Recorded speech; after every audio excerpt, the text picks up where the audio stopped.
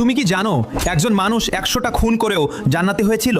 বনি ইসরায়েলের একজন লোক 99 জনকে খুন করেছিল। তারপর হঠাৎ তার ভেতর ভয় আর অনুতাপ জেগে উঠল।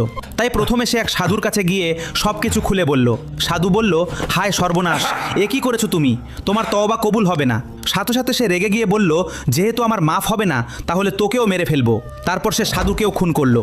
এভাবে 100টি খুন পূর্ণ হলো। সে আবার অনুতপ্ত হয়ে তওবা করার জন্য এক বড় আলেমকে সব খুলে বলল। আলেম বলল, আল্লাহ অবশ্যই তোমাকে ক্ষমা করবেন যদি খাঁটি মনে তওবা করো। তবে তোমাকে এ শহর ছেড়ে অন্য শহরে চলে যেতে হবে, যেখানে এমন লোকেরা রয়েছে যারা আল্লাহর ইবাদত করে। তারপর লোকটি অন্য শহরে যাওয়ার জন্য প্রস্তুত হলো, কিন্তু ওই শহরে পৌঁছানোর আগেই লোকটি মারা গেল। তারপর রহমতের ও শাস্তির ফেরেশতারা এই খুনি ব্যক্তির রূহ নেওয়া নিয়ে বিতর্ক লাগলো। শাস্তির ফেরেশতারা বলল, এই লোকটি জাহান্নামী, কারণ সে 100টি খুন করেছে। অপরদিকে রহমতের ফেরেশতারা বলল, না, আল্লাহ তাকে মাফ করে দিয়েছে, সে